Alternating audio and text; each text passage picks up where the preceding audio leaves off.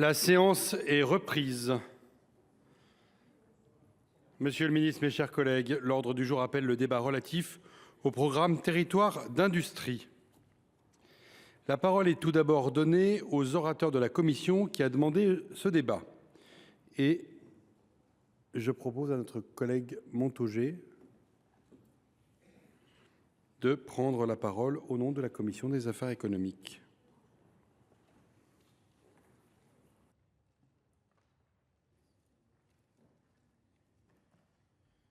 Chers collègues.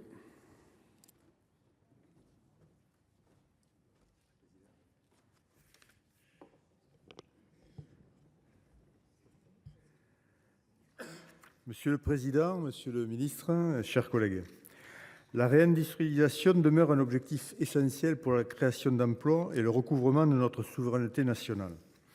Aujourd'hui, le niveau de croissance et les plans sociaux nous font craindre un recul important.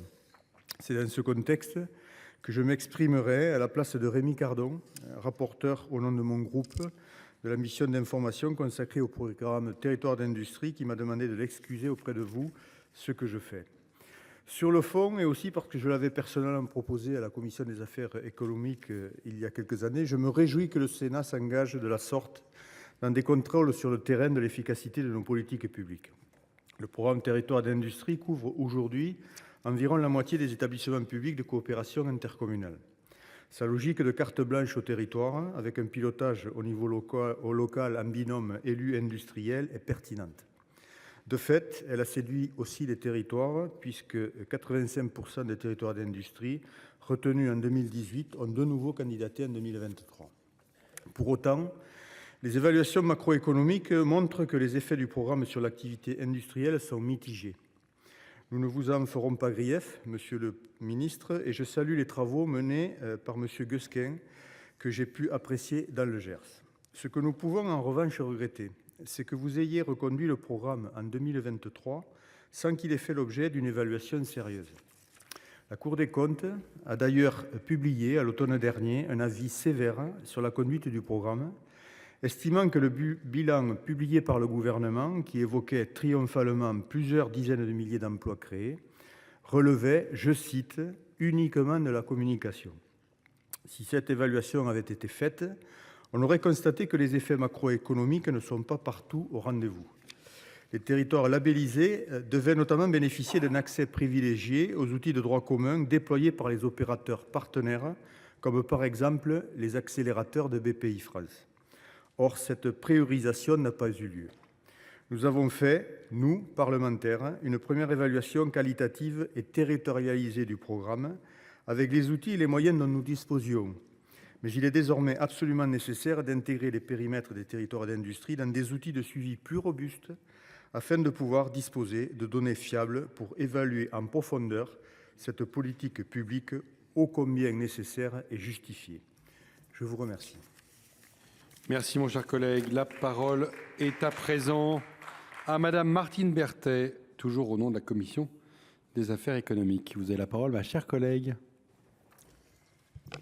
Monsieur le Président, Monsieur le Ministre, Madame la Présidente de la Commission des affaires économiques, Madame la co-rapporteure, chers collègues. Ces évaluations qui viennent d'être évoquées doivent également permettre, et c'est le point clé de notre rapport, de mieux adapter l'offre de services aux besoins des territoires d'industrie. Non seulement la priorisation des territoires d'industrie au programme de droit commun doit devenir effective, mais il faut aller plus loin. Les opérateurs de l'État doivent élaborer un panier de services spécifiquement conçu pour répondre aux problématiques concrètes identifiées au niveau local dans les territoires d'industrie. En effet, nous avons constaté lors de nos déplacements que les priorités du programme identifiées au niveau national, en matière d'attractivité notamment, ne recouvrent pas complètement les problématiques évoquées sur le terrain. Si l'accès au foncier industriel est crucial, il ne fait pas tout. Créer des logements adaptés aux contraintes des alternants et des jeunes actifs, développer des offres de mobilité, monter des programmes de formation loin des métropoles, tout cela nécessite souvent des solutions sur mesure qui n'existent pas aujourd'hui.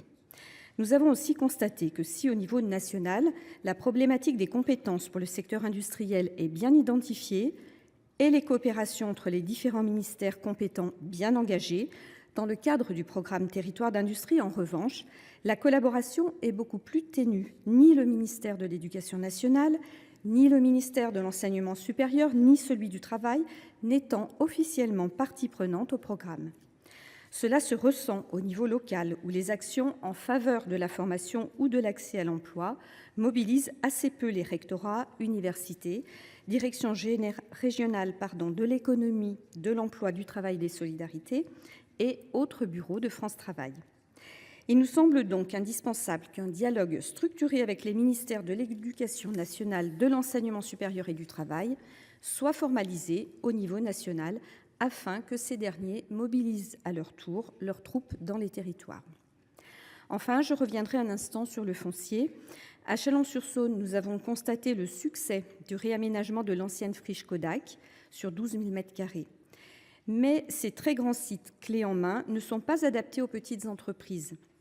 Ainsi est-il indispensable d'aider aussi les collectivités qui s'engagent dans l'aménagement de fonciers industriels à une plus petite échelle via une ligne budgétaire dédiée en dehors du fonds vert, devenu autant un fourre-tout qu'une peau de chagrin.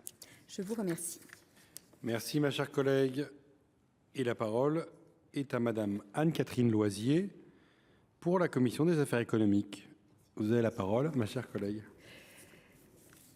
Merci, Monsieur le Président, Monsieur le Ministre, Madame la Présidente, mes chers collègues. Vous l'avez compris, donc les territoires d'industrie sont selon nous des territoires avec des atouts bien réels. Il faut néanmoins du temps pour créer de la confiance et donner sa pleine puissance aux synergies territoriales de développement industriel que le programme cherche à stimuler.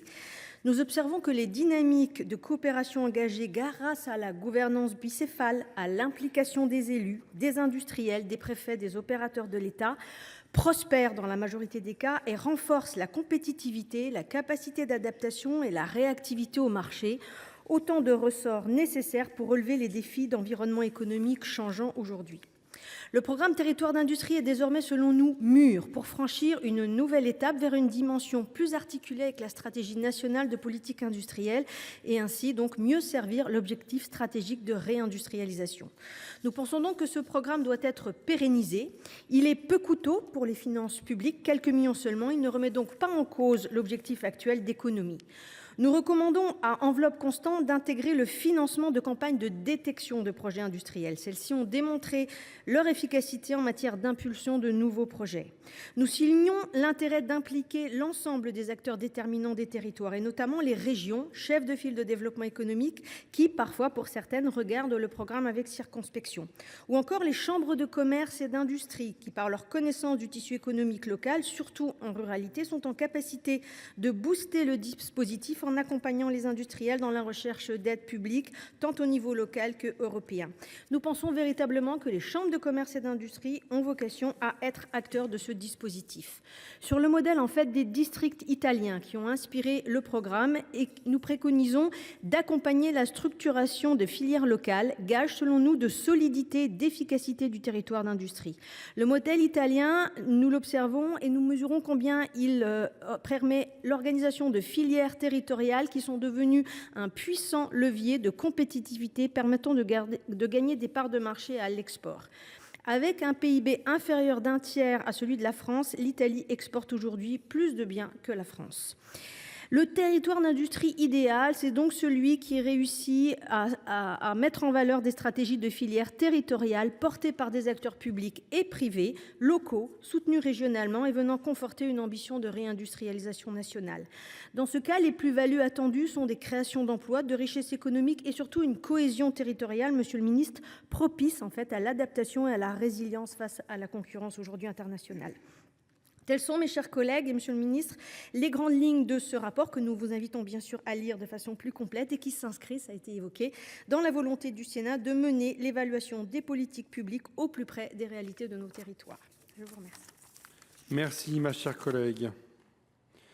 La parole est à présent à monsieur Marc Ferracci, ministre chargé de l'Industrie et de l'Énergie. Pour 8 minutes maximum, monsieur le ministre.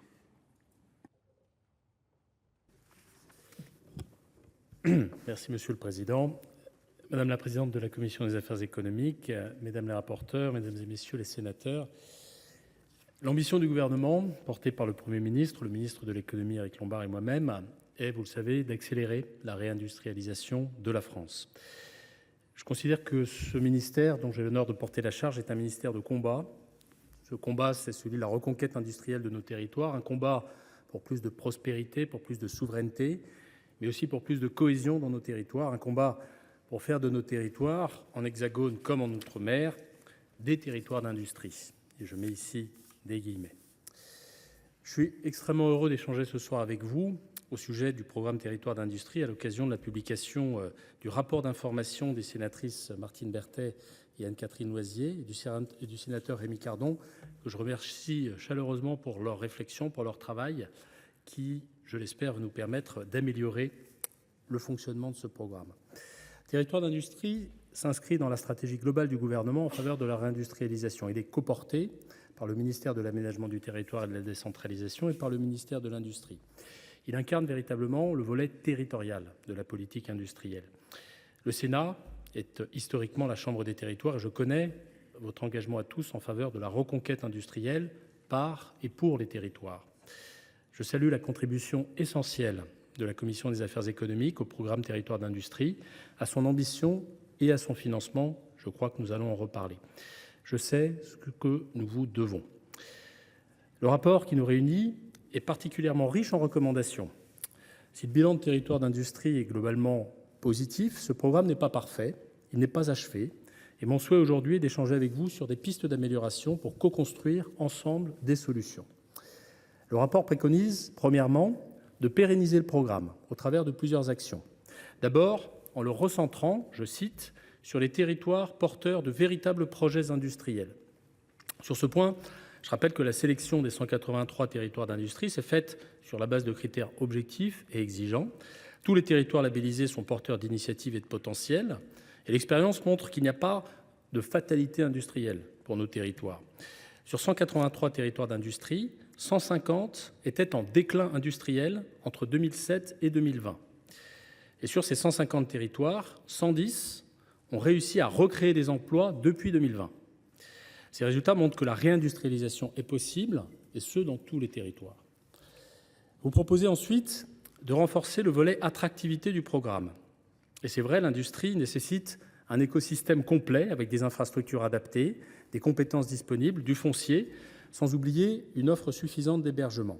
Vous soulignez particulièrement l'enjeu de la formation et du développement des compétences, un thème qui m'est cher et qui est crucial pour l'industrie avec 70 000 postes encore vacants.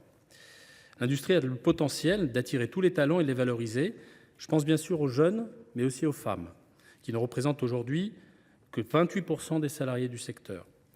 Sur ce chantier des compétences, je souhaite, avec mes collègues du gouvernement, réaliser le dernier kilomètre des réformes de la formation professionnelle et de l'apprentissage qui ont été mises en œuvre ces dernières années.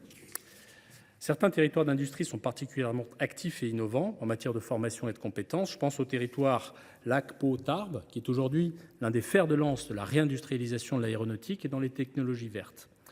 Nous devons nous inspirer de ces réussites. Je partage aussi votre ambition en matière de simplification. C'est l'objectif du dispositif site industriel clé en main, avec un accompagnement sur mesure qui permet de proposer aux investisseurs des sites prêts à l'emploi. Un exemple, le territoire du Grand Chalon, avec la fermeture du site Kodak que vous avez évoqué, et l'installation de nouveaux sites industriels grâce à la requalification des friches. Mais nous devons aller encore plus loin en matière de simplification. Aucun projet industriel ne doit être inutilement freiné par des normes. C'est une des conditions de la réindustrialisation de notre pays. Le gouvernement de Michel Barnier avait pris une initiative forte en la matière fin 2024 avec la décision de sortir l'industrie du ZAN, le zéro artificialisation nette, et d'exempter les projets industriels du champ de la CNDP, la Commission nationale du débat public.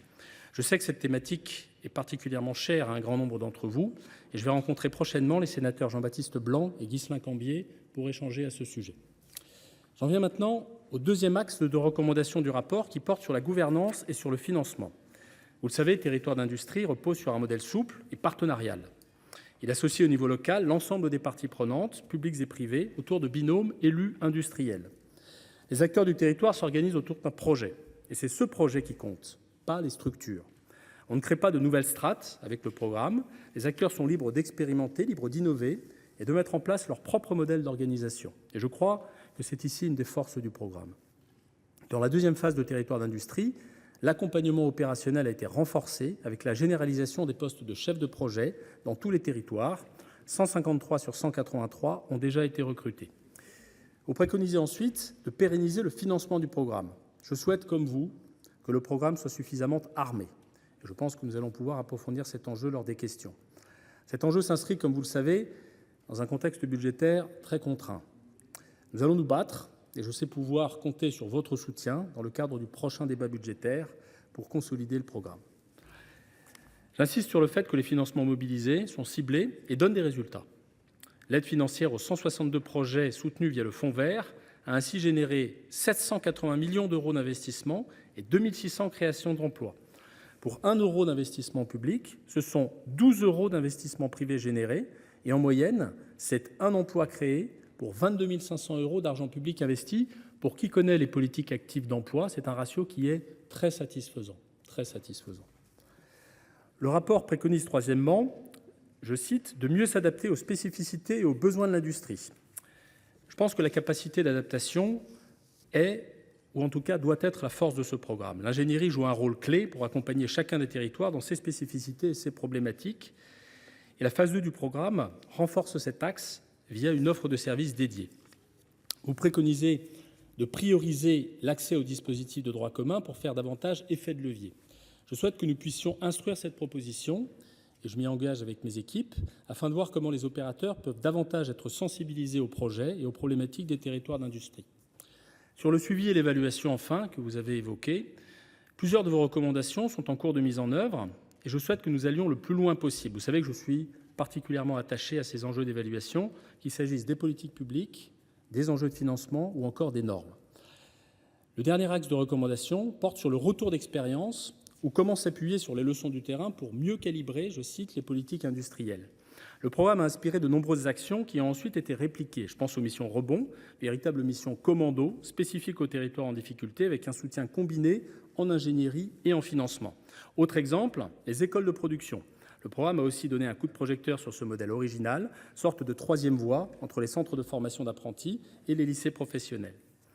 Vous l'aurez compris, je partage votre souhait que les territoires d'industrie nourrissent notre politique industrielle pour simplifier encore et toujours, pour faciliter les projets industriels et lever tous les freins.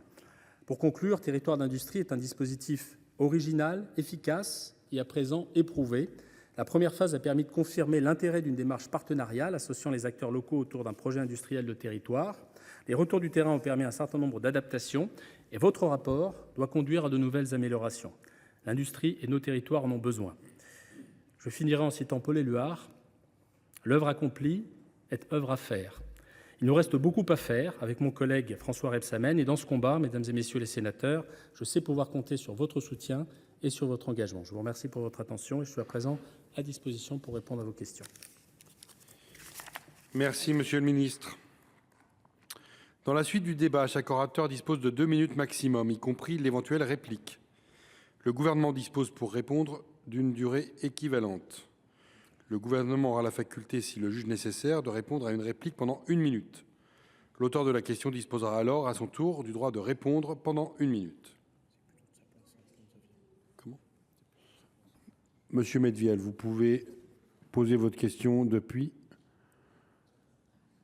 votre micro.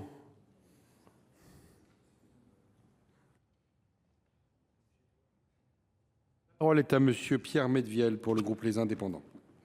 Merci Monsieur le Président, Monsieur le Ministre, Madame la Présidente de la Commission, mes chers collègues. Le rapport sur le programme Territoire d'industrie, réalisé dans le cadre du premier contrôle sénatorial de proximité, met en avant différentes recommandations pour augmenter son efficacité et véritablement réindustrialiser notre pays. Priorisation des territoires qui présentent déjà un terreau favorable et ceux qui ont mis en œuvre une stratégie partagée, évaluation globale et mise en place d'indicateurs. Cette réindustrialisation est une absolue nécessité pour réarmer notre économie, renforcer notre souveraineté et redynamiser l'emploi dans nos territoires. C'est parce qu'ils ont su conserver une industrie vivace dans leur territoire que l'Allemagne, l'Italie ou la Suisse ont des taux d'emploi industriels plus élevés que les nôtres. Je souhaite attirer votre attention sur un point particulièrement intéressant pour notre politique industrielle et pour le développement de l'emploi dans nos territoires. C'est le logement et le transport des salariés. Notre pays se singularise en effet par un manque de mobilité professionnelle. Lorsqu'un bassin d'emploi se tarit au profit d'un autre, les travailleurs, notamment industriels, ont du mal à suivre l'emploi tant ils sont captifs, malgré eux, des questions de logement et de transport. Dans notre pays, déménager a un coût exorbitant, surtout pour ceux qui sont propriétaires de leur logement, soit 57% des ménages. Les causes, nous les connaissons, manque de construction de logements et très forte fiscalité, notamment au moment des cessions. Pour autant, les entreprises paient le plus souvent le versement mobilité qui doit servir au transport de leurs salariés et la participation à l'effort de construction, le fameux 1% pour pouvoir à leur logement. Aussi, monsieur le ministre, je pense comme vous qu'il n'y a pas de fatalité dans ce phénomène de désindustrialisation. Et quelles sont les préconisations du gouvernement pour amplifier l'offre de logements abordables disponibles autour des territoires d'industrie, en plus des opérations déjà menées par Action Logement? Merci, mon cher collègue. La parole est à M. Marc Ferracci, ministre chargé de l'Industrie et de l'Énergie. Vous avez la parole, Monsieur le ministre. Merci, monsieur le sénateur. Je partage évidemment votre point de vue. L'industrie a besoin d'un écosystème complet pour se développer. Ça comprend les infrastructures, le foncier, le logement, les compétences et également les services et les infrastructures de transport. C'est un enjeu de désenclavement des territoires, notamment s'agissant de la mobilité. S'agissant du logement, il s'agit évidemment de proposer des logements accessibles à toutes les qualifications et tous les niveaux de revenus pour les salariés. Et il est vrai de dire que ces problématiques ont été absentes du temps 1 du programme Territoire d'industrie. Ce sujet a été remonté comme un axe d'amélioration du programme et c'est la raison pour laquelle Action Logement a effectivement été intégré aux partenaires du programme à partir de 2023, à partir de la fin 2023 pour être exact. En 2024, un premier bilan peut être fait de cette action puisque 25 territoires d'industrie ont Action Logement dans leur plan d'action locale. Et je pense qu'aujourd'hui, nous devons aller plus loin sur la base des retours d'expérience afin de penser de manière systématique l'intégration du projet industriel et du logement. Lorsque je visite un certain nombre de territoires, eh bien, il me remonte effectivement des cas de projets industriels qui sont entravés, qui sont suspendus, qui sont reportés, précisément parce que les conditions de logement des salariés ne sont pas réunies. Donc je pense que nous avons besoin pour cela d'avoir une approche encore plus territorialisée. Je pense que nous pouvons utilement, et j'essaie de répondre ainsi à votre question, nous appuyer sur la nouvelle gouvernance de France Travail qui mêle un certain nombre d'acteurs, dont ceux du logement, afin de faire masse de l'ensemble des moyens, de l'ensemble des initiatives. S'agissant de la mobilité, elle est traitée ponctuellement dans les territoires d'industrie en fonction des besoins locaux. Elle est également couverte, et ces problématiques sont également couvertes, vous le savez, par d'autres programmes comme Action Cœur de Ville ou comme Petite Ville de demain au niveau de la NCT. Et tout ça en collaboration avec les territoires d'industrie. Nous avons besoin de coordination, nous avons besoin de faire masse. Et je m'engage ici à continuer à travailler, comme je le disais tout à l'heure, avec mon collègue François Rebsamen sur ces sujets. Je vous remercie. Merci, Monsieur le ministre. La parole est à Madame Marido Echliman pour le groupe Les Républicains. Merci, Monsieur le Président. Monsieur le ministre, Madame la présidente de la Commission des affaires économiques, Mesdames les rapporteurs, mes chers collègues, la désindustrialisation de ces dernières années, portée par le mythe d'un pays qui pourrait prospérer sans usines, sans production et sans ouvriers, a fragilisé nos territoires, accru notre dépendance aux importations et obéré notre souveraineté économique. Lancé en 2018, le programme Territoire d'industrie va dans le bon sens en coordonnant l'action de binômes élus industriels sous un pilotage État-région afin de réindustrialiser au plus près de chaque bassin d'emploi. S'il démontre déjà des résultats positifs, et c'est le cas notamment dans l'intercommunalité Boucle-Nord de Seine dans les Hauts-de-Seine que je connais bien, certains freins demeurent. Pour y répondre pleinement, le programme Territoire d'industrie doit monter en puissance en portant une attention particulière à la formation et à l'adaptation des compétences au projet pour répondre efficacement aux mutations en cours. En effet, les industriels se heurtent aujourd'hui à des difficultés croissantes pour recruter et cette situation devrait s'aggraver d'ici 2030. Pourtant, les études révèlent que la disponibilité des compétences est un critère déterminant pour décider des implantations industrielles. C'est pourquoi il faut réinvestir massivement dans une culture scientifique et technique, en améliorant le niveau en mathématiques indispensable à la formation des ingénieurs et techniciens.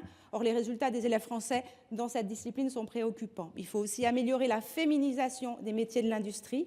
Il est urgent aussi de redonner ces lettres de noblesse aux métiers industriels, souvent mieux rémunérés, en renforçant des initiatives comme la Semaine de l'industrie. Mais celle-ci doit être mieux intégrée dans la scolarité de toutes les filières grâce à une mobilisation accrue des enseignants et des campagnes nationales plus efficaces. Soulignons enfin le rôle essentiel de l'alternance, mais aussi des écoles de production, et j'ai noté que vous les avez citées, dans l'écosystème des territoires d'industrie. Toutefois, pour des raisons financières, la pérennité de celles-ci reste fragile. Or, renforcer ces structures est primordial pour préserver notre compétitivité industrielle. Aussi, Monsieur le Ministre, quelle est votre feuille de route pour faciliter l'émergence d'un capital et de ressources humaines qualifiées indispensables à la réussite de chaque territoire d'industrie? Merci. Merci. La parole est à Monsieur Marc Ferracci, ministre chargé de l'Industrie et de l'Énergie. Merci, Monsieur le Président. Merci beaucoup, Madame la sénatrice. Je vous remercie pour votre question et je vous remercie aussi pour votre engagement que je connais dans votre territoire d'industrie, Boucle Nord de Seine. Le constat, je le partage, c'est celui d'un manque d'attractivité des métiers de l'industrie. Il y a des tensions de recrutement, je les ai évoquées dans mon propos liminaire. On a aujourd'hui des problèmes à résoudre, celui de l'attractivité initiale, celui aussi de ce qu'on appelle l'évaporation, c'est-à-dire le fait que des jeunes formés au métier de l'industrie dans des filières vont travailler lors de leur premier métier dans d'autres filières que les filières industrielles. Aujourd'hui, nous avons, je l'ai dit, 70 000 emplois qui ne sont non pourvus dans l'industrie. Un recrutement sur deux est jugé difficile et 69% des jeunes diplômés considèrent l'industrie comme un secteur peu ou pas attractif. Nous avons besoin de changer les représentations, nous avons besoin de changer les représentations des jeunes, nous avons besoin de changer les représentations des jeunes femmes. J'ai aussi cité ce chiffre, seulement 28% de jeunes femmes dans l'industrie, c'est trop peu.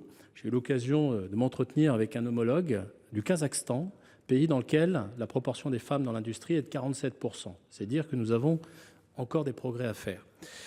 Les réponses à apporter, ce sont d'abord des réponses qui consistent à s'attaquer aux stéréotypes, faire aimer l'industrie, lutter et faire apprendre ce qu'est l'industrie aujourd'hui. Lorsqu'on visite des sites industriels, on voit que les conditions de travail ont changé. Ce sont des métiers dans lesquels il y a du sens et qui procurent des opportunités d'évolution professionnelle, mais également de bons salaires.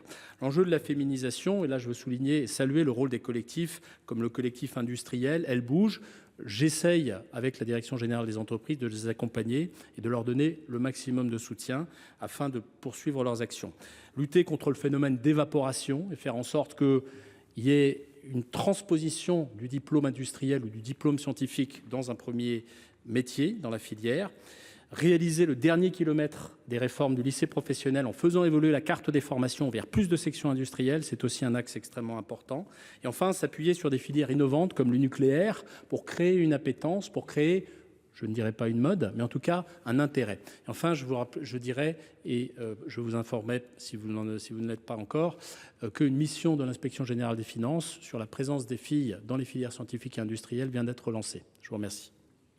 Merci, Monsieur le Ministre. La parole est à Monsieur Bernard Buis. La parole, mon cher collègue. Merci, Monsieur le Président, Monsieur le Ministre, Madame la Présidente de la Commission des Affaires économiques, Mesdames les rapporteurs, mes chers collègues. Lancé en 2018, le programme Territoires d'industrie a enfin permis de redonner un souffle à l'industrie dans notre pays après des décennies de déclin industriel et de fermeture d'usines. Disons les faits tels qu'ils sont. De 1970 à 2010, la désindustrialisation a frappé dans toutes les économies développées, mais en France, elle a été particulièrement sévère. Entre 1995 et 2017, la part de l'industrie dans notre économie est passée de 17% à 11% du PIB. Mais l'industrie n'est pas qu'une affaire de chiffres. Elle est au cœur de la prospérité de nos territoires face aux multiples défis liés à l'environnement et à notre souveraineté. Depuis 2017, sous l'impulsion du Président de la République et des gouvernements successifs, une dynamique encourageante se dessine. 130 000 emplois créés dans l'industrie, dont 28 000 rien qu'en 2023. Plus de 500 usines supplémentaires sur notre territoire sur la période 2016-2023 et 201 nouveaux sites industriels ouverts ou agrandis rien que l'année dernière. Le programme Territoires d'industrie y est pour beaucoup et je veux ici saluer ses résultats. Depuis 2018, Avec près de 2000 projets accompagnés, pas moins de 183 territoires d'industrie ont été labellisés pour la période 2023-2027, mettant ainsi l'accent sur la notion essentielle de nos territoires. Implanter une usine, c'est bien plus qu'un acte économique, c'est donner de la vitalité à un territoire, c'est renforcer son attractivité en créant une dynamique. Pourtant, mes chers collègues, tout n'est pas simple. Je pense notamment à la contrainte du zéro artificialisation nette. Bien sûr, personne ne remet en cause la nécessité de préserver nos espaces naturels, mais comment concilier les enjeux fonciers avec la construction de nouvelles usines et la réindustrialisation ? Enfin, si ce programme est une réussite, c'est aussi grâce à l'implication dans la gouvernance du binôme local composé d'un élu et d'un industriel. Monsieur le ministre, comment cette collaboration a-t-elle transformé les relations entre acteurs publics et privés dans les territoires concernés ? Merci, mon cher collègue. La parole est à monsieur Marc Ferracci, ministre chargé de l'Industrie et de l'Énergie. Merci, Monsieur le Président. Merci beaucoup, Monsieur le Sénateur. Vous avez évoqué le sujet du ZAN. Je l'ai évoqué de manière très brève dans mon propos liminaire. Effectivement, si nous voulons réindustrialiser, eh bien, il faut arriver à trouver un équilibre entre cet objectif que nous partageons de limiter l'artificialisation et les contraintes du développement industriel qui permettent de faire émerger des projets. La loi climat et résilience de 2021 fixait, vous le savez, un objectif de zéro artificialisation nette à l'horizon 2050. Et ça impose, il faut bien se le dire, des contraintes fortes en matière d'aménagement au niveau local. Et pour les élus, je le sais, ce sont des choix difficiles concernant l'industrie et le logement. Et nous savons, nous le disions tout à l'heure, qu'il faut pouvoir développer de manière parallèle ces deux dimensions. L'industrie représente seulement 5% du foncier total, mais les règles du ZAN, on le sait, fragilisent l'émergence d'un certain nombre de projets. J'ai été informé dans différents départements de projets qui ont été entravés, qui ont été empêchés par les contraintes du zéro artificialisation nette. On ne peut pas garantir aux investisseurs industriels que la France pourra accueillir des grands ou des petits projets industriels si on ne réfléchit pas à un assouplissement de ces contraintes. C'est la raison pour laquelle, afin de concilier la sobriété foncière et le développement économique, l'initiative qui a été prise par le gouvernement de Michel Barnier a consisté à exempter les projets industriels du ZAN pendant une durée de 5 ans, c'est-à-dire une période d'expérimentation, une période d'évaluation, et avec l'idée d'avoir une clause de revoyure au terme de ces 5 ans. Il nous faut pour cela une modification législative et je mets ici quelques jalons pour les prochaines semaines ou les prochains mois. Nous pourrions nous appuyer sur le projet de loi de simplification de la vie économique, ou j'en ai parlé également sur la proposition de loi sénatoriale des députés blancs, des sénateurs, Blanc et Cambier, dont l'examen est prévu en mars. Je souhaite que nous puissions aller vite sur ce sujet de la simplification du ZAN au profit de nos industriels. Je vous remercie. Merci. La parole est à monsieur Philippe Grosvalet pour le groupe RDSE. Vous avez la parole, mon cher collègue. Merci, Monsieur le Président.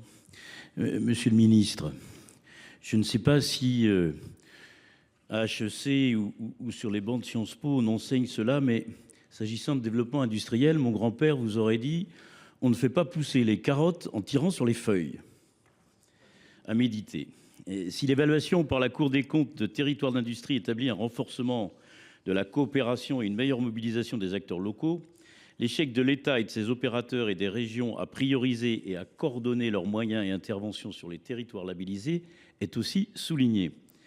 Le manque de direction claire, les errements subsistant sur le pilotage et la coordination sont révélateurs de l'absence d'une vision globale adaptée aux spécificités de chaque territoire. En réalité, Monsieur le Ministre, pour faire pousser des carottes, il faut avant tout un terreau fertile. Nos industries ont besoin pour s'épanouir d'un ensemble de politiques publiques coordonnées à l'échelon local, recherche, innovation, enseignement supérieur, formation, logement, transport, accompagnement financier, urbanisme, politique foncière. Dès lors, Monsieur le Ministre, nous ne pouvons nous satisfaire des discours incantatoires de vos prédécesseurs. Nous avons besoin de preuves. Qu'envisagez-vous concrètement pour remédier aux dysfonctionnements observés par la Cour des comptes et comment, dans cette situation politique instable, comptez-vous donner à nos entreprises la capacité de se projeter dans le temps long ? Merci. La parole est à monsieur Marc Ferracci, ministre chargé de l'Industrie et de l'Énergie, pour vous répondre. Merci, Monsieur le Président. Merci, Monsieur le Sénateur. La recherche d'efficacité je pense, doit être au cœur de nos préoccupations, au cœur de toutes les politiques publiques. Et c'est la raison pour laquelle j'ai prêté une grande attention au rapport qui a été remis par la Commission et réalisé par la Commission des affaires économiques, mais aussi au rapport de la Cour des comptes. En matière d'efficacité, il y a un certain nombre d'actions qui ont été prises et qu'il faut quand même souligner.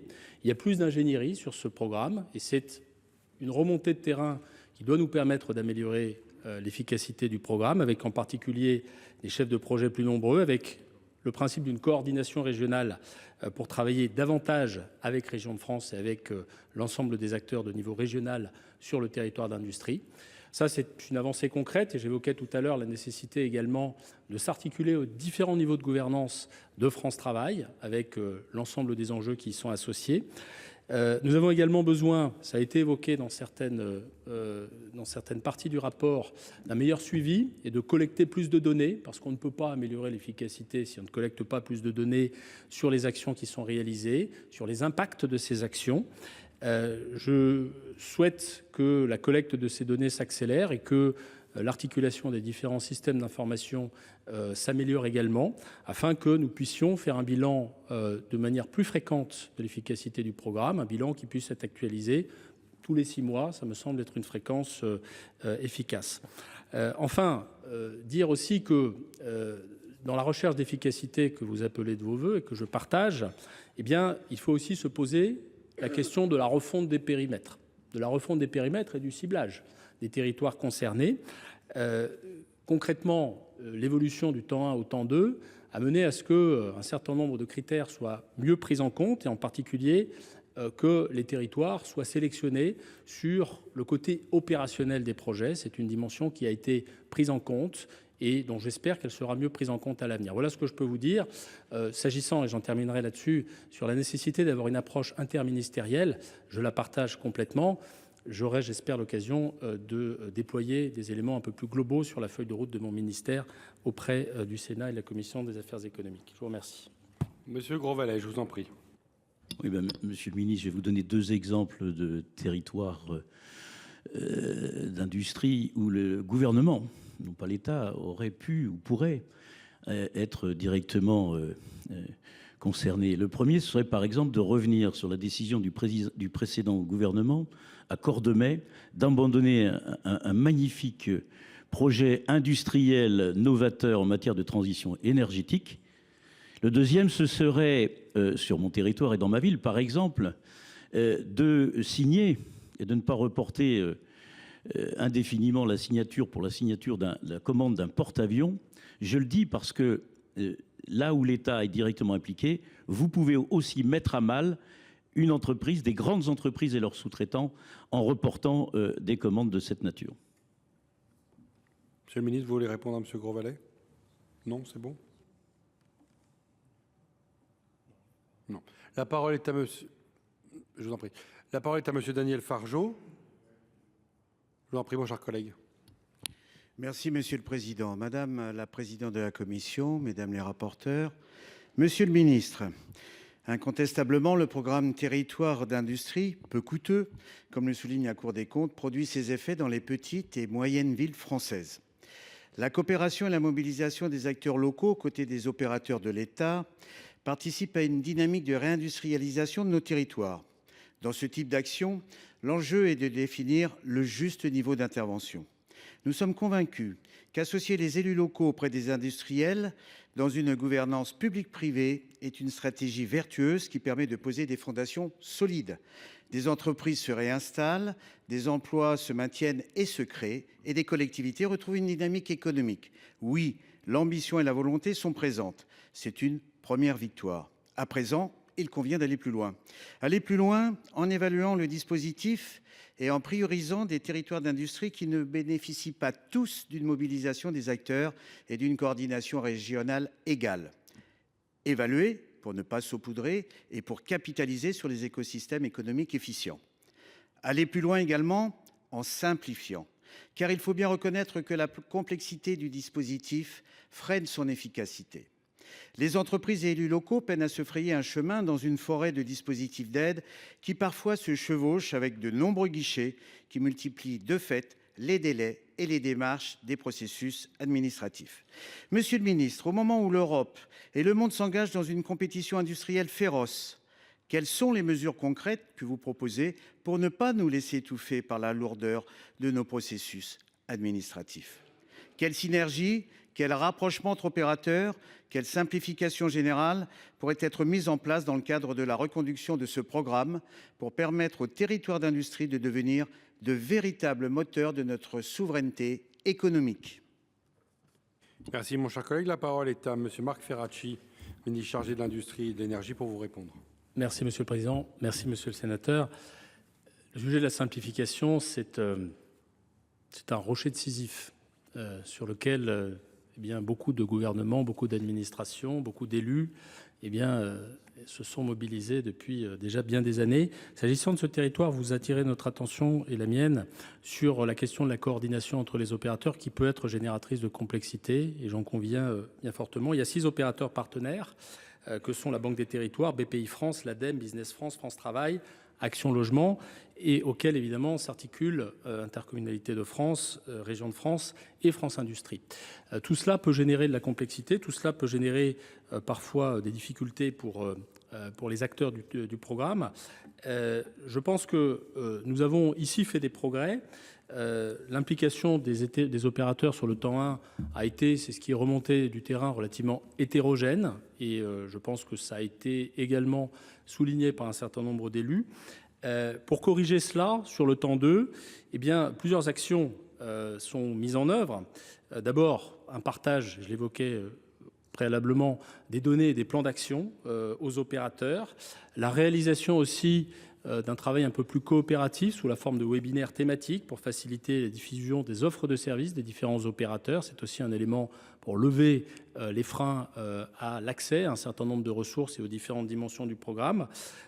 Et sur ce sujet, je renvoie également à un certain nombre de pistes, je ne vais pas forcément les développer, mais qui sont dans le rapport sur la simplification et sur lesquelles j'espère que nous aurons l'occasion de travailler ensemble et de les mettre en œuvre.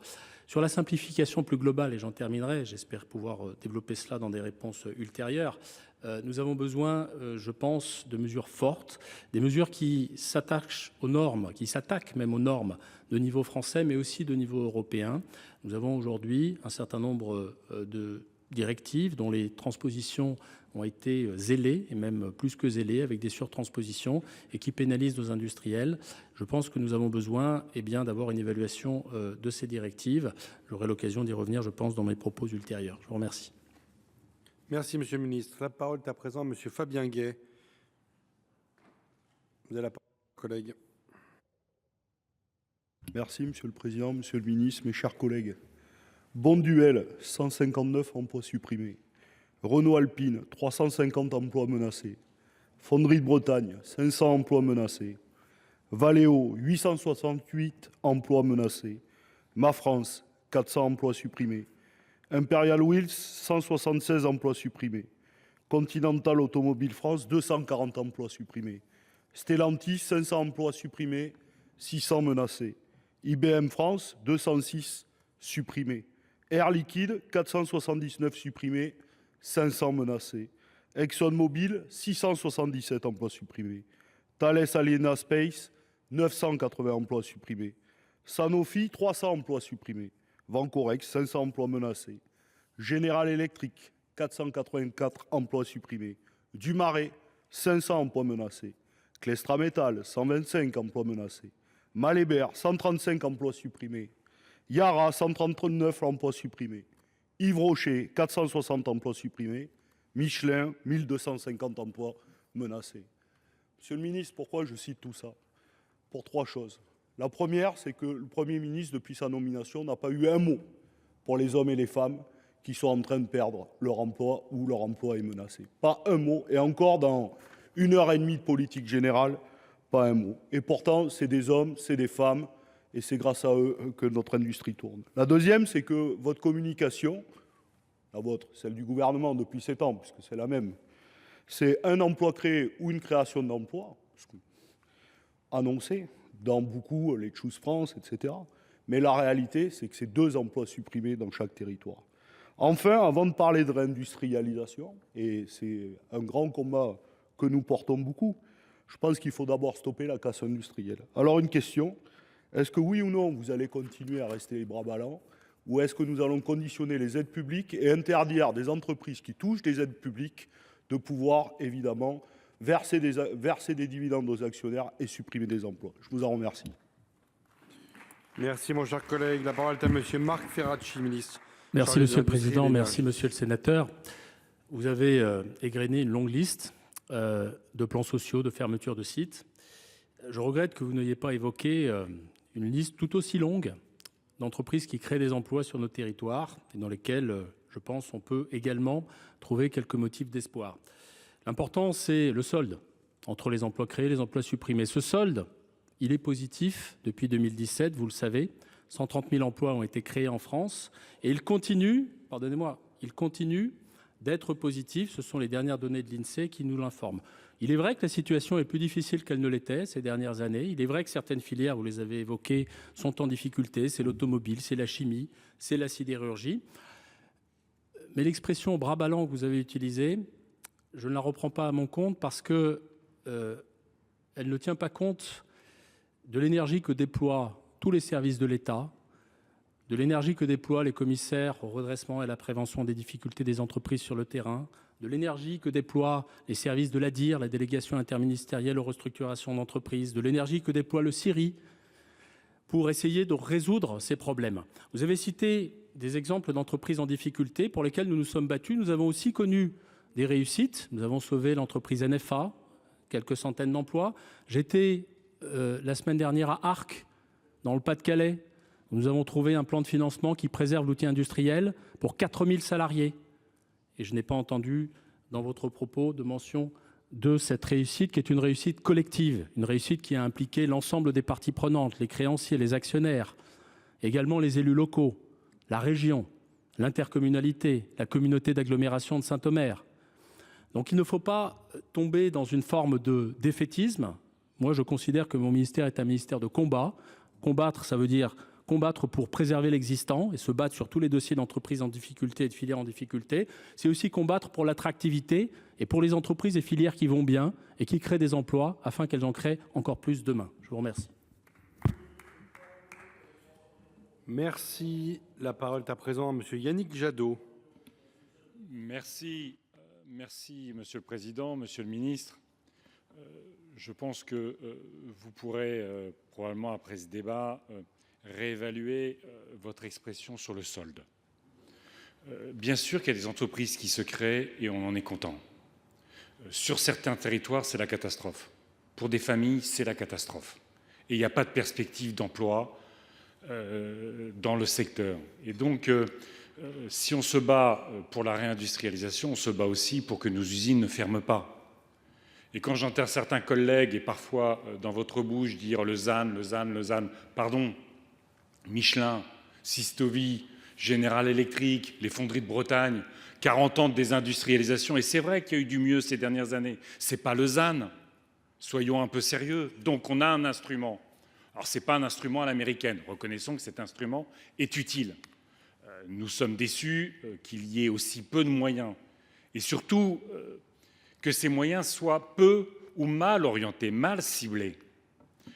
Le Premier ministre, dans sa déclaration de politique générale, n'a pas cité la bataille du climat. Dans le monde d'aujourd'hui, ne pas citer la bataille du climat, c'est dramatique. Mais derrière cette bataille du climat, vous le savez, il y a une guerre économique. Est-ce qu'on se donne les moyens de la mener, cette guerre économique? Et quand on a nos usines de photovoltaïque, d'éolien, de silicium qui ferment, pardon, on ne se donne absolument pas les moyens de mener cette guerre économique autour de la transition énergétique. Alors cet outil, territoire d'industrie, et à la fois il doit rassembler les acteurs, mais il doit être mieux ciblé. Et il doit être sur tous les territoires. Tous les territoires méritent des usines. On le sait, sur des territoires qui sont parfois appauvris, qui se sont parfois désertifiés, eh ben, on a besoin de services publics pour protéger, on a besoin de l'usine comme fierté. Donc l'économie circulaire, la transition énergétique, la transition écologique de manière large, ce sont de vraies perspectives pour notre industrie, ce sont de vraies perspectives pour nos territoires. Alors ayons un outil à la hauteur de cette perspective et de ce défi. Merci. La parole est à monsieur Marc Ferracci, ministre chargé de l'Industrie et de l'Énergie, Pour vous répondre. Merci, Monsieur le Président. Merci, Monsieur le Sénateur. Je partage beaucoup de choses dans ce que vous avez dit. Je partage l'idée que réindustrialiser et décarboner ou s'orienter de manière plus large dans la transition écologique sont deux objectifs qui sont parfaitement compatibles et même complémentaires. Je partage l'idée que le potentiel de création d'emplois lié à la transition écologique est important et qu'il faut nous en saisir. Et je veux ici vous partager des éléments de constat. Au premier semestre 2024, le baromètre industriel de l'État, qui fait le solde, désolé d'utiliser encore ce terme, entre les sites qui ouvrent et les sites qui ferment, a montré que 36 ouvertures de sites en termes nets avaient eu lieu sur notre territoire. Et ce qui est intéressant, pour aller dans le sens que vous évoquez, c'est que les sites qui ferment sont principalement des sites dans les filières en difficulté. Les sites qui ouvrent sont principalement des sites liés aux industries vertes, liés à la décarbonation.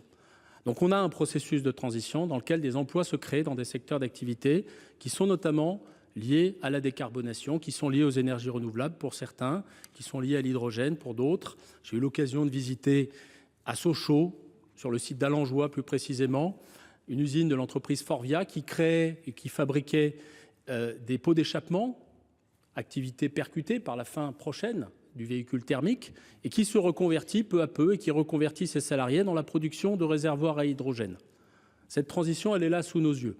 Et elle est créatrice d'emplois. Je pense qu'il faut l'accompagner, faire de la décarbonation de l'industrie et de l'énergie la source de nos emplois de demain. Je partage cet objectif et je vais m'inscrire dans le prolongement de l'action de mes prédécesseurs, Roland Lescure, Agnès Pannier-Runacher, Olga Givernet sur le volet énergie, pour essayer de transformer notre outil industriel pour le décarboner et renforcer sa compétitivité. Vous le savez, nous avons fait des choses. Un amendement a été adopté au Sénat lors du dernier PLF qui rajoute près d'1,6 milliard d'euros d'autorisation d'engagement pour la décarbonation de grands sites industriels. Donc l'engagement de l'État, il est là, il va se poursuivre et je m'y engage. Je vous remercie. Merci, Monsieur le Ministre. La parole est à Monsieur Franck Montaugé. Monsieur le Président, Monsieur le Ministre, chers collègues, il est utile d'aborder ce soir la question de l'avenir du programme Territoire d'industrie. Dans un contexte économique national en forte dégradation, Fabien Gay l'a éloquemment rappelé, le rapport sénatorial souligne les insuffisances et les manquements du dispositif, mais il fait aussi le constat de sa pertinence. Au regard de l'expérience gersoise, débutée en 2008 et qui s'est confortée en 2023, je pense qu'il faut donner une nouvelle ambition à Territoire d'industrie au profit de tous les territoires de notre pays, sans exception, et j'insiste sur ce point. À l'ère des transitions écologiques, énergétiques et climatiques, nous avons urgemment besoin d'une économie territoriale repensée, au plus près des besoins de notre population et des enjeux de transition à relever. La planification écologique des transformations de l'économie française ne peut se limiter à quelques gigafactories de batteries électriques et à la décarbonation énergétique des process. Gardez le meilleur de Territoire d'industrie. Donnez suite, Monsieur le Ministre, aux recommandations du Sénat pour les programmes en cours. Et je vous pose la question, comment comptez-vous stimuler les autres territoires ruraux qui ne demandent qu'à prendre leur part du développement nécessaire à notre avenir collectif, pour peu qu'on les accompagne dans une démarche structurée? Le potentiel est ici immense et je vous demande de ne pas passer à côté. Merci donc de nous dire, Monsieur le Ministre, quelle est l'ambition du gouvernement en matière de développement économique territorial, résultant, tous les mots ont leur importance, de la planification écologique dont notre pays a besoin, en espérant que cette planification écologique soit toujours d'actualité pour votre gouvernement, mais vous allez peut-être nous rassurer à ce propos. Je vous remercie. La parole est à Monsieur Marc Ferracci, ministre chargé de l'Industrie et de l'Énergie, pour vous répondre.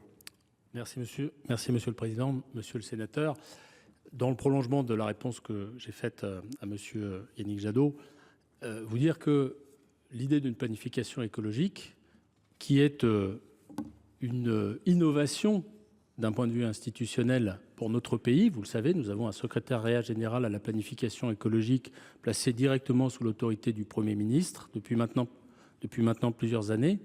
Eh bien, cette planification se poursuit. La programmation pluriannuelle de l'énergie et la stratégie nationale bas carbone sont deux documents qui ont été soumis à la concertation. Les concertations se sont terminées. Nous sommes en train avec ma collègue Agnès Pannier-Runacher, d'envisager la prise en compte des remontées de ces concertations. Mais vous dire que nous avons besoin, et c'est le sens de Territoires d'Industrie, d'articuler notre stratégie écologique, notre stratégie de planification écologique pour atteindre les objectifs que nous fixent nos engagements internationaux et en particulier les accords de Paris ainsi que nos engagements européens. Nous avons besoin d'articuler cela à notre stratégie industrielle. Et c'est ce sur quoi je veux insister. Articuler cela à notre stratégie industrielle, ça veut dire, par exemple, orienter le dispositif territoire d'industrie vers un certain nombre de projets qui ont une dimension de décarbonation et faire du ciblage. Articuler cela à notre stratégie industrielle, ça signifie soutenir nos filières qui participent de la planification écologique, et en particulier les filières des énergies renouvelables. J'aurai l'occasion, dans quelques jours, dans quelques semaines, d'annoncer la révision de la stratégie hydrogène. Et je le ferai en ayant le souci de donner de la visibilité aux acteurs de la filière, parce que je sais que c'est un élément, pas le seul, de notre mix énergétique pour les prochaines années. Donc vous dire qu'il y a une cohérence entre tout cela et que nous avons besoin de ne pas raisonner et agir en silo, c'est-à-dire en ayant une démarche prospective et de planification fondée uniquement sur des objectifs écologiques, sans tenir compte des potentialités de nos filières industrielles et de la capacité de développement de l'emploi industriel dans nos territoires. C'est ce que nous allons essayer de continuer à faire. Je vous remercie. Merci. Monsieur Montaugé, il vous reste 16 secondes. Oui, très rapidement, j'entends votre réponse, je partage pour l'essentiel. Je rajoute quand même que la question de la planification écologique ne se résume pas aux questions énergétiques ou de décarbonation. C'est l'ensemble de l'activité économique française sur l'ensemble des territoires du pays qui nécessite d'être revue, adaptée à la planification écologique dont nous avons besoin. Voilà. Et j'espère que cette démarche va perdurer, parce que ce qui s'est passé avec M. Attal, Premier ministre, n'augurait pas quand même d'un avenir radieux pour la planification écologique et son secrétariat général conduit par M. Peillon, dont je salue d'ailleurs le travail à ce stade. J'espère que ça pourra se poursuivre et se traduire sur les territoires. Merci. Merci, mon cher collègue. Monsieur le ministre, vous voulez répondre? Non. Je vous en prie, monsieur le ministre. Juste un mot pour saluer, moi aussi, le travail formidable des équipes du SGPE et en particulier d'Antoine Pellion. Je vous remercie. Merci. La parole est à Madame Marie-Jeanne Bellamy. Monsieur le Président, Monsieur le Ministre, mes chers collègues, depuis 30 ans, le poids de l'industrie dans l'économie française et européenne n'a cessé de chuter. L'industrie est pourtant un moteur indispensable de productivité, de croissance et d'innovation. Un enjeu majeur pour notre économie, la cohésion sociale et territoriale de la France, mais aussi d'autonomie stratégique et de souveraineté technologique. Lancé en 2018, le programme Territoire Industrie avait pour objectif d'apporter des réponses concrètes aux enjeux de soutien à l'industrie. Présenté comme une stratégie de reconquête industrielle par et pour les territoires, le programme n'a fait l'objet d'aucune concertation avec les industriels et les élus locaux. Ces derniers se sont cependant approprié le dispositif qui a été renouvelé pour la période 2023-2027. En décembre dernier, le rapport d'information sénatorial relatif au programme Territoire d'Industrie a relevé la mise en œuvre hétérogène du programme. Ce constat, je le partage sur mon territoire. Dans le département de la Vienne, 2 territoires ont été lauréats, le Grand Châtellerault et la communauté de communes du Pays Loudunais. Pour le premier, le bassin industriel historique, la réunion de lancement s'est tenue dès 2023 et de nombreux projets sont en cours. Pour le second, territoire rural peu industrialisé, les projets sont là. Les industriels sont inquiets en raison des retards pris et des difficultés rencontrées, notamment pour recruter. Il faut pérenniser le dispositif et le rendre plus opérationnel. Ne faudrait-il pas accompagner différemment les territoires historiquement industriels de ceux en devenir?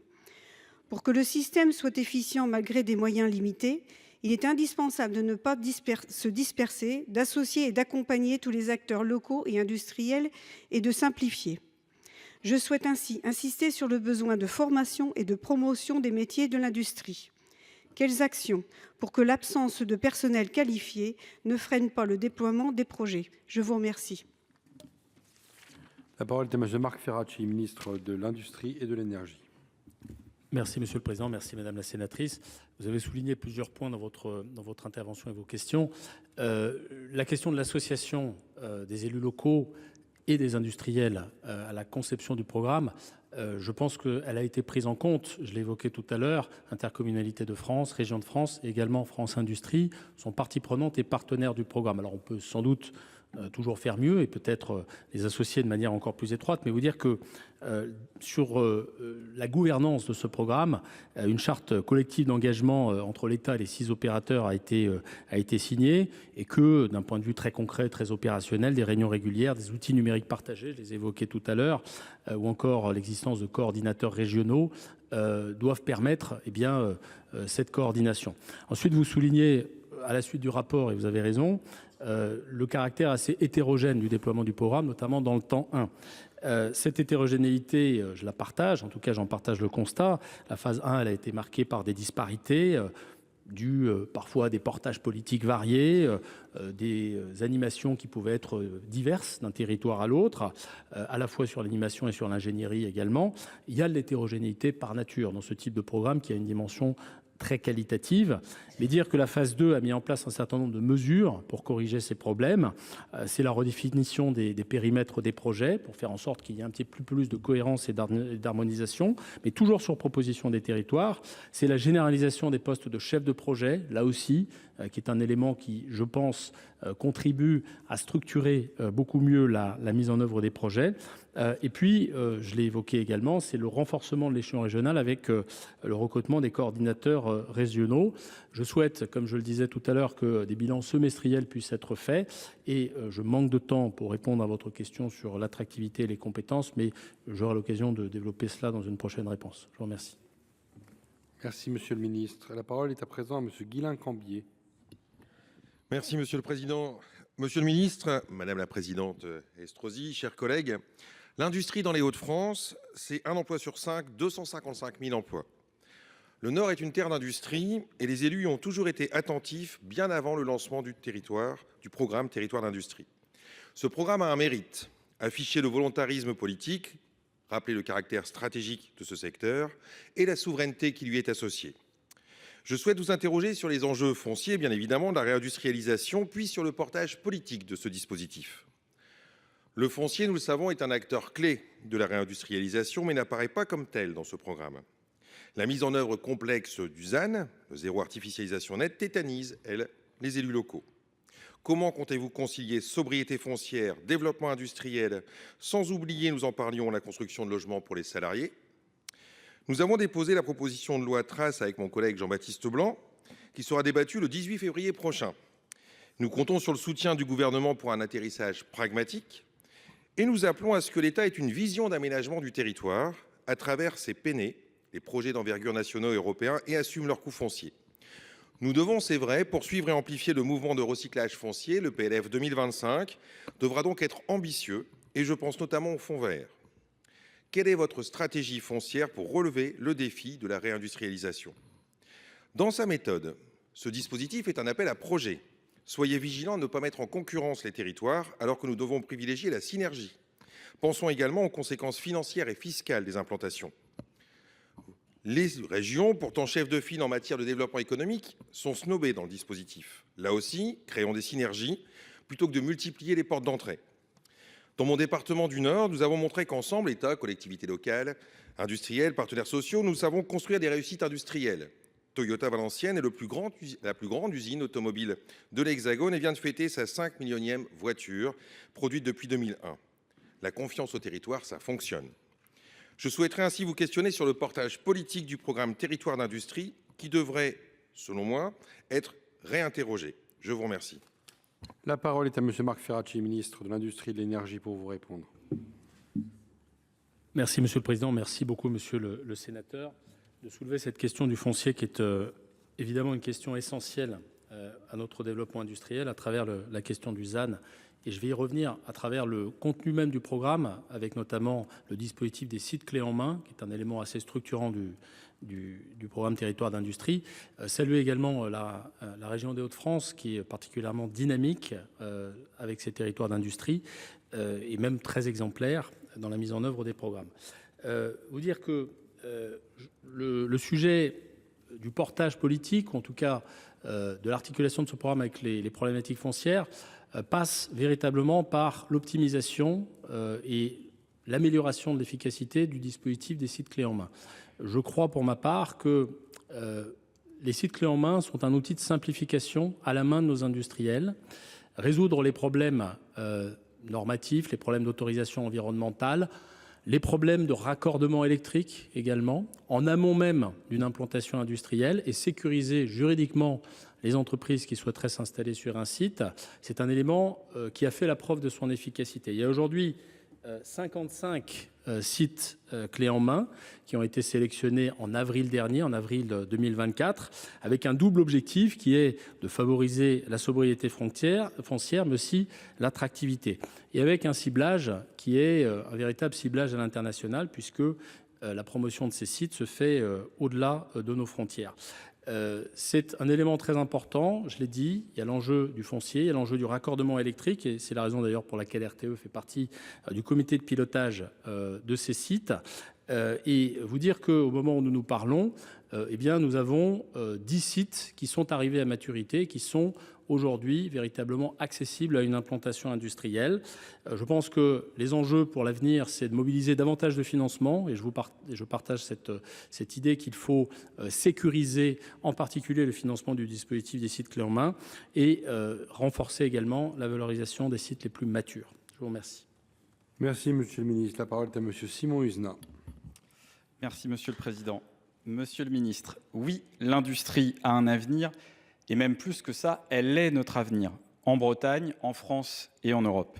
Nous en sommes toutes et tous convaincus. Alors, de ce point de vue, Territoire d'industrie a eu des effets positifs, je n'y reviens pas, mais pointer quand même quelques limites. Elles ont été rappelées là aussi par des collègues, et en particulier Franck Montaugé. Si on prend l'exemple de la Bretagne, qui est une région industrielle avec un tissu diffus de PME, le programme n'est pas parfaitement adapté.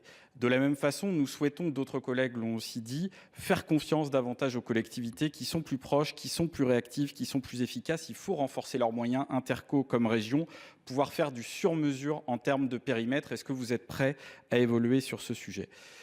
Deuxième question, la réalité et les nuages qui s'amoncellent depuis maintenant plusieurs semaines. Je ne reviens pas sur le solde, mais les choix de vos politiques aussi ont des conséquences. Je pense notamment aux cartes des formations qui, faute de moyens pour l'éducation nationale, conduisent à des fermetures de formations industrielles. 2 grandes filières en Bretagne connaissent des difficultés aujourd'hui, l'agroalimentaire, l'auto-automobile, particulièrement dans le Morbihan. J'ai l'exemple de Sodial à Missiriac, Michelin à Vannes, Fonderie de Bretagne à Caudan, alors que nous parlons de territoire d'industrie. Vous parliez de solde tout à l'heure, nous parlons d'emploi, de compétences et de dimension humaine, très loin d'un tableau Excel. Donc deuxième question, Monsieur le Ministre, quel accompagnement pour tous ces salariés et leurs familles ? Et enfin, sur Fonderie de Bretagne, un dossier que vous connaissez bien, la mobilisation elle est générale, on parle d'un outil quasi neuf, de 350 emplois, d'une diversification engagée et de la responsabilité totale du groupe Renault et du rôle de l'État. Monsieur le Ministre, pouvez-vous nous en dire davantage, s'il vous plaît ? La parole est à M. Marc Ferracci, ministre chargé de l'Industrie et de l'Énergie. Merci, Monsieur le Président. Merci, Monsieur le Sénateur. Plusieurs questions dans votre intervention. Je vais m'attacher à répondre au sujet de la carte des formations, parce que c'est un enjeu essentiel et j'ai dit que je reviendrai sur la question des compétences. La carte des formations a besoin évidemment d'opérer une adéquation la plus fine possible avec les besoins du territoire. C'est le sens de la réforme des lycées professionnels qui a été initiée dès la fin de l'année 2022, avec l'idée de revoir cette carte des formations et des sections des lycées professionnels en fonction des besoins du territoire, en faisant rentrer les représentants des entreprises à une maille la plus fine possible dans les lycées professionnels eux-mêmes, dans les bureaux des élèves et parfois dans les conseils d'administration pour résoudre ce problème.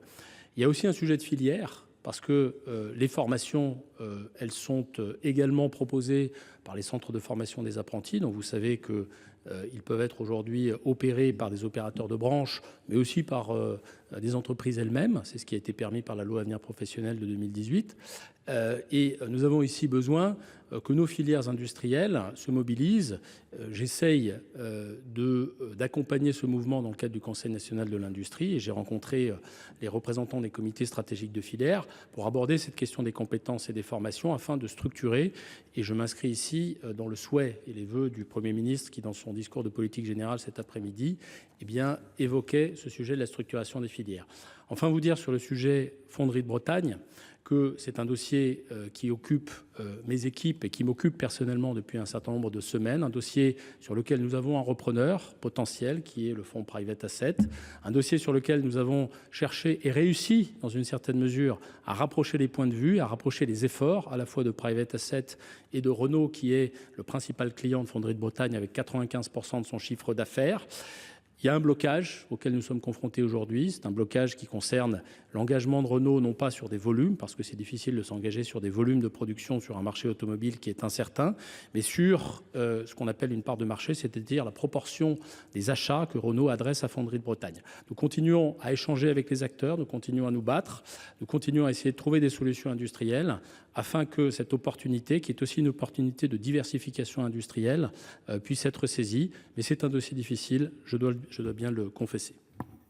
Merci. Monsieur Uznaï, il vous reste 14 secondes. Merci, Monsieur le Ministre. Sur la carte des formations, aujourd'hui, la réalité, c'est que les rectorats ne pilotent pas en fonction des besoins de l'économie, mais en fonction des moyens qu'on leur donne.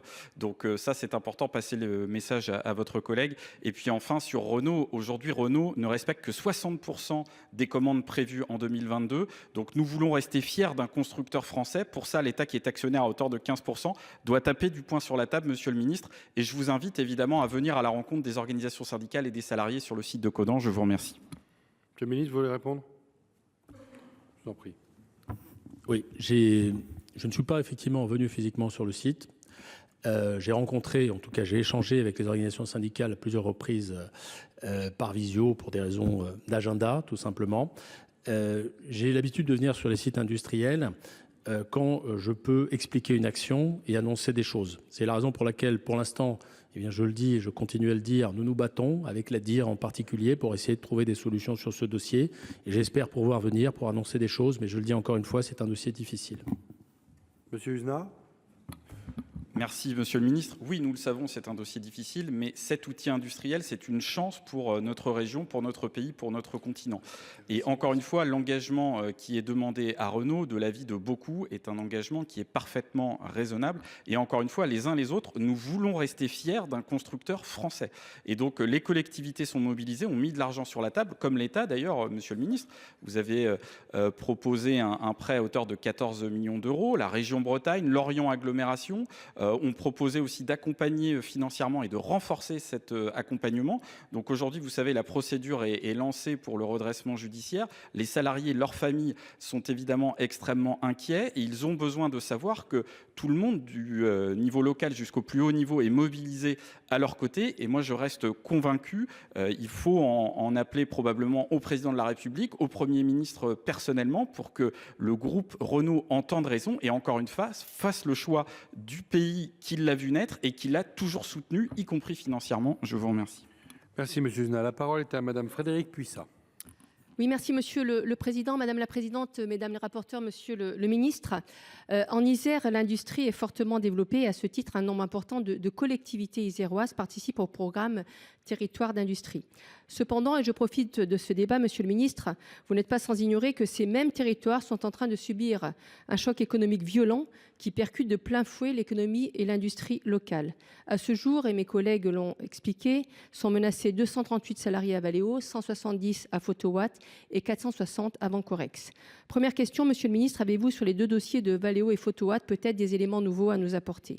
Ensuite, je voudrais évoquer plus particulièrement la filière chimique de l'agglomération grenobloise. Le sort de l'entreprise Vancorex, qui se trouve en redressement sans repreneur à ce stade, mais aussi le devenir de l'entreprise Arkema nous inquiète au plus haut point.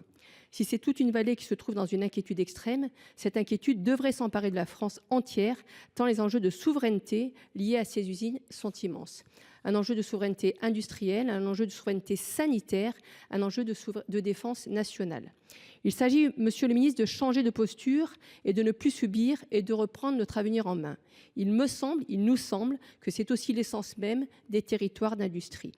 Monsieur le Ministre, dans ce cadre précis, et dès lors qu'il y a un enjeu de souveraineté important, une piste évoquée pourrait être la création d'une entreprise publique à capitaux privés qui pourrait porter une filière, en l'occurrence une filière qui pourrait porter la mine de sel de Haute-Rive, celle de Somoduc et du purificateur de sel présent à Vancorex et qui pourrait alimenter entre autres 2 électrolyses chez Arkema et Vancorex qui a été financé par l'État pour 80 millions d'euros il y a moins de 10 ans.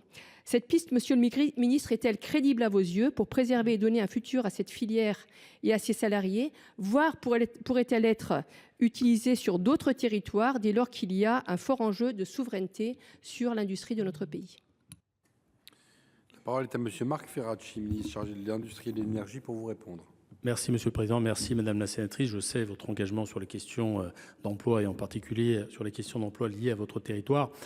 Dans l'ordre, sur Photowatt, comme vous le savez, il y a eu un projet de reprise de Photowatt qui a été abandonné par EDF, qui a été abandonné à la suite du rejet de ce projet de reprise par le CSE. Donc c'est un choix des salariés.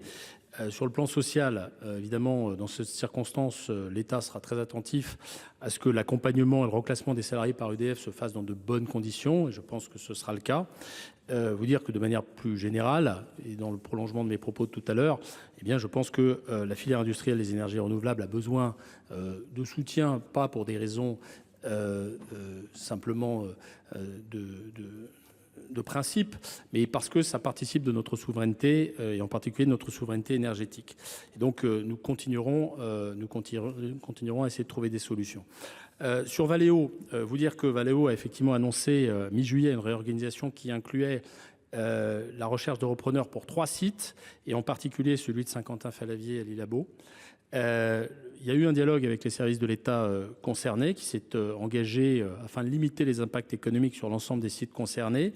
Et je dois vous dire que suite à ce dialogue, et contrairement à ce qui avait été initialement envisagé, Valeo a décidé de ne pas fermer le site de Saint-Quentin-Fallavier et l'Île-à-Beau, que sur l'ensemble des sites, bien des mesures d'accompagnement et de reconversion et des engagements fermes ont été pris par Valeo pour que les choses se passent de la meilleure manière possible. Et le site, en l'occurrence, fera l'objet d'un redimensionnement dont les critères et les paramètres sont en cours de discussion. Enfin, le sujet Vancorex, qui est un sujet et un dossier compliqué, vous le savez. L'État, avec l'actionnaire thaïlandais PPTGC, a négocié et obtenu pour les salariés du site, et ça a été accepté par l'ensemble des organisations syndicales, une supralégale de 40 000 euros, ce qui pour une entreprise en redressement judiciaire est un montant important, presque inédit, j'ai envie de dire, en tout cas assez rare. Maintenant, nous avons ce sujet que vous avez souligné de continuité de l'activité industrielle en amont et en aval du site, avec en particulier une préoccupation qui est celle de la pérennité de l'activité de mine de sel, mais également l'activité de gestion de la plateforme de Pont-de-Claix qu'assumait Vancorex. Sur ces deux sujets, les services de l'État sont mobilisés, d'abord pour trouver un repreneur à la mine de sel.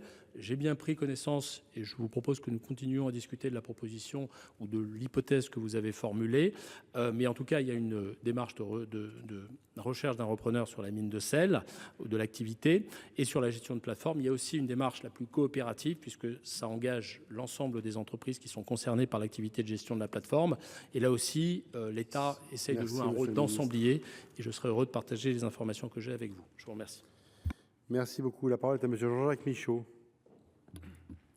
Oui, merci Monsieur le Président, Monsieur le Ministre, mes chers collègues. Je souhaite apporter mon témoignage sur la portée significative du dispositif territoire d'industrie dans un département à la fois très rural et très industriel de l'Ariège.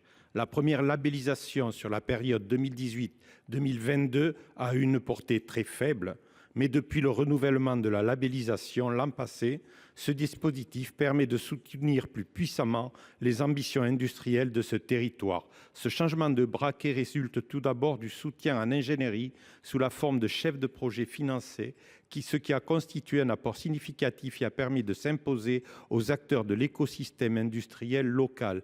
C'est la CCI qui assure cette mission de chef de projet, ce qui facilite grandement l'orchestration de l'ensemble des acteurs concernés, chacun dans son domaine d'expertise.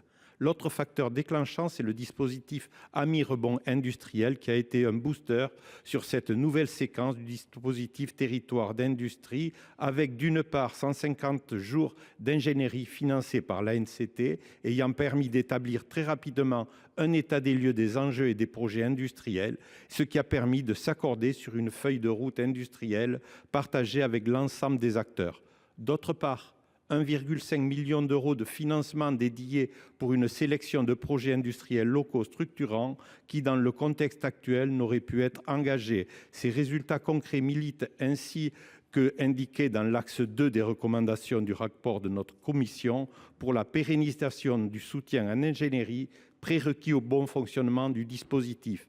Mais ma question porte sur le point sensible des aides aux projets industriels sur les territoires d'industrie. En effet, est-il envisageable de sanctuariser des enveloppes financières sur les territoires, à l'instar de ce qui a été fait avec l'AMI Rebond industriel, pour soutenir les projets structurants d'investissement productif de nos PME qui ne peuvent pas l'être dans le cadre du dispositif France 2030 ? Je vous remercie. Merci, mon cher collègue. La parole est à M. Marc Ferracci, ministre de l'Industrie et de l'Énergie, pour vous répondre. Merci, Monsieur le Président. Merci, Monsieur le Sénateur. Vous m'invitez, sous l'angle des moyens, à faire un bilan des premières phases du programme et peut-être également à faire un petit détour vers ce dispositif spécifique que sont les missions rebond que vous avez évoquées dans votre propos. Vous dire qu'il y a effectivement un certain nombre de résultats qui ont été obtenus. S'agissant de la première dimension que sont les réseaux de chefs de projet, je le disais, 153 chefs de projet sont déjà en fonction, en voie de recrutement. Ça représente 6,7 millions de financements mobilisés. Ce sont également le développement des programmes de soutien en matière d'ingénierie pour accélérer en particulier le déploiement des projets les plus complexes. Ce sont des crédits ANCT à hauteur de 2 millions d'euros et ça représente en 2017 17 missions d'ingénierie réalisées. Et enfin, il y a la question du soutien financier aux projets et en particulier aux projets qui sont exemplaires en matière de transition écologique. 63 millions d'euros ont été consacrés en 2024 au financement de ces projets. Notre souhait, mais au moment où je vous parle, évidemment, la question est en suspens du point de vue budgétaire et compte tenu de l'incertitude du moment, notre objectif, c'est de continuer sur la même dynamique le financement de ce type de projet. Je pense qu'il nous faut aussi faire un bilan de ces dispositifs bien particuliers que sont les projets rebond ou les missions rebond. Ces missions, elles avaient vocation à soutenir la réindustrialisation de territoires confrontés à des restructurations. C'était plutôt un instrument de sortie de crise, mais c'est un instrument qui a atteint ses objectifs et qui fait l'objet de bons retours de la part des élus et des industriels qui sont responsables des programmes. Depuis novembre 2023, ce sont 21 territoires qui ont été accompagnés par des missions rebond industrielles, dont 2 sont encore en cours, et ça correspond à presque 40 millions d'euros de subventions aux investissements qui ont permis de débloquer 413 millions d'euros d'investissements. Donc c'est un dispositif qui est plutôt un dispositif de sortie de crise, mais dont je pense que nous devons collectivement faire l'évaluation pour voir si d'autres territoires ont vocation à être concernés. Je vous remercie. Merci, Monsieur le Ministre. La parole est à Madame Marta de Cidrac. Merci, Monsieur le Président, Madame la Présidente, Mesdames les rapporteurs, Monsieur le Ministre. Lancé en 2018, le programme Territoires d'industrie a déjà largement achevé sa phase 1. Depuis novembre 2023, sa phase 2 est engagée, les sélections sont à ce jour terminées. Le montant est tout de même, je le rappelle, de près de 2 milliards d'euros, ce qui n'est pas négligeable en cette période budgétaire contrainte. La Cour des comptes s'est penchée sur l'exécution de la phase 1 et ses conclusions ne sont pas tout à fait celles qu'on aurait pu espérer. Selon elle, pour la période 2018-2023, le programme n'est à l'origine de la création que de 5 500 emplois, soit seulement 11% des créations d'emplois dans l'industrie. Les 89% restants étant, vous l'aurez compris, dans des territoires non labellisés. Le programme a donc été impuissant à créer une vraie dynamique pour l'emploi industriel dans nos territoires, ce qui était pourtant son objectif initial.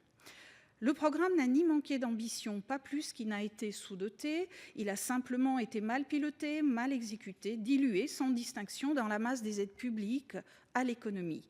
Les 1,4 milliard de la phase 1 n'ont pas aidé les territoires industriels dans le besoin comme c'était prévu. Difficile donc, à l'heure du bilan, au-delà de vagues corrélations, d'établir de vraies causalités. Monsieur le ministre, pour la phase 2, il y a lieu de corriger le tir en urgence, véritablement, au risque de devoir à nouveau dépenser, j'ose le dire, un petit peu à perte quand même. Comment envisagez-vous d'inscrire territoire d'industrie dans une trajectoire d'efficience au bénéfice de tous nos territoires ? Je vous remercie. La parole est à Monsieur Marc Ferracci, ministre chargé de l'Industrie et de l'Énergie, pour vous répondre. Merci Monsieur le Président. Merci Madame la sénatrice. Je ne partage pas tout à fait ce constat d'une inefficacité du programme en matière de création d'emplois. Il y a eu 2 temps, vous le savez, dans ce programme qui ont bénéficié d'enveloppes bien différentes. La première était dans le cadre de la relance avec des sommes beaucoup plus considérables. Mais durant cette période, ce sont entre 40 et 50 000 emplois qui ont pu être associés. Je fais très attention en utilisant ce terme d'association pour ne pas préempter l'idée qu'il y aurait une relation de causalité parfaite entre les sommes qui sont consacrées et les emplois créés. Mais ce sont 40 à 50 000 emplois générés par la première phase du programme.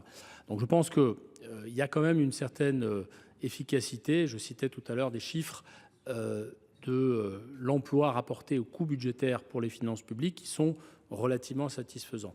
Vous avez évoqué le sujet du pilotage ou du manque de pilotage. Je pense que la raison de notre présence et de nos échanges ce soir, c'est précisément d'essayer de trouver des solutions à cette amélioration nécessaire de tout programme qui a une dimension qualitative comme territoire d'industrie. Ce que je souhaite, c'est que nous puissions aller, et nous avons fait un certain nombre de propositions, nous avons échangé sur un certain nombre de propositions ce soir. Le rapport, dont je salue encore les recommandations, fait également un certain nombre de propositions, et puis puisse aboutir à un meilleur pilotage, toujours avec ce souci d'évaluer les choses. Évaluer les choses, ça veut dire quantifier les choses, ça veut dire avoir une approche coût-bénéfice, parce que, surtout dans le contexte actuel, les deniers publics ne doivent pas être dépensés à tort et à travers. Ça nous paraît évidemment essentiel. Et donc, je souhaite qu'on puisse tirer de nos échanges et tirer de l'analyse du rapport un certain nombre de recommandations, en particulier en matière de pilotage et de gouvernance. Merci. Merci. Il vous reste 22 secondes. Merci Madame de Cidrac. La parole est à présent à Madame Martine Berthet. Merci Monsieur le Président, Monsieur le Ministre, Madame la Présidente, chers collègues. Ma question porte sur les écoles de production. Ces dernières ont connu un vif succès dans le cadre des territoires d'industrie puisque 25 écoles y ont été créées depuis 2021 sur environ 70 existant à ce jour. Par leur formation technique ciblée, effectuée pour 2 tiers en atelier, ces écoles répondent en effet de manière efficace aux besoins des industries locales.